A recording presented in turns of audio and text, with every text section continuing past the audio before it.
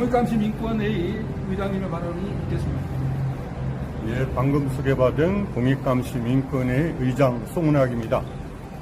오늘 원래 저는 최근에 지난주 금요일 날 대한나눔TV라는 유튜브 방송을 시작했습니다. 그래서 오늘 기자회견이 역사적 의미가 크다라고 생각해서 취재하러 나왔는데 가만히 보니까 아무나 라이브로 유튜브에 생중계하는 게 아닙니다. 50명 이상의 구독자가 있어야 가능한데 오늘 제가 확인해 보니까 21명 밖에 없었습니다. 그래서 라이브 생중계를 못 해드리고 제가 또 여러 가지 시민단체에 몸담고 있기 때문에 원래 투기자본감시센터에서 열심히 준비한 이 기자회견에 숟가락을 하나 얹고 슬며시 동참하게 됐습니다.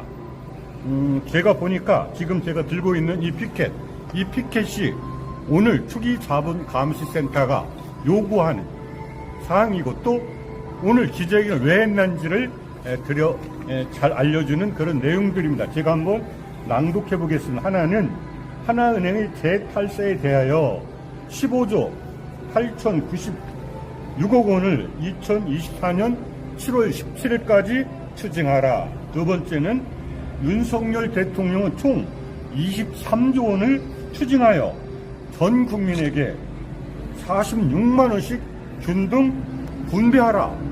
아주 귀에 눈에 번쩍 뜨네요.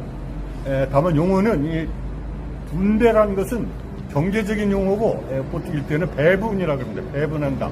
어떤 정치적인 권력을 이용해서 어떤 경제적인 논리에 따르지 않고 일괄적으로 이렇게 논아주는 것은 배분으로 배웠습니다. 그 다음에 이원석 검찰총장은 이현동 아까 얘기한 전직 국세청장이 이 연민복지재단이라는 걸 만들고 있는데 이 관련자들이 김건희라든가 뭐 천동 술산지, 법산지 이런 이상한 사람들이 많으니 모두 수사하라. 그 다음에 이현동이 원세훈 국정원장에게 받은 1억 2천만 원을 탈세 뇌물죄로 재기소하라. 전에 이것과도 무관한 죄로 고소해서 무죄를 받았다고 설명이 있었습니다. 그 다음에는 최경환이 이병기 국정원장에게 받은 1억 원을 똑같이 탈세 뇌물죄로 재기소하라. 이런 주장이고, 그 다음에 윤석열 대통령은 2024년 7월 17일까지 범죄조직 김앤장 법률사무소의 해산을 명령하라.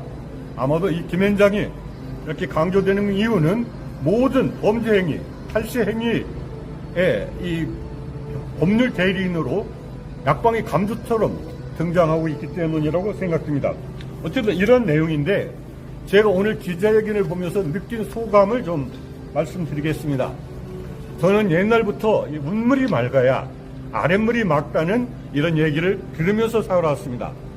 지금 우리나라는 이렇게 거대한 1997년 우리가 금융위기 이로 인해서 우리나라의 모든 알짜배기 산업이란 특히 금융이 외국인들의 최대 주주가 되도록 문호를 활짝 개방했습니다. 그래서 우리나라는 아마 전 세계적으로 뭐라고 해서 순간 투자라 그러네 뭐 이렇게 사고 팔고 제가 전문 용어는 모르겠습니다만 이렇게 엄청난 주식 거래가 이루어지는 그런 주식 거래 금융 거래 천국이 되고 말았습니다.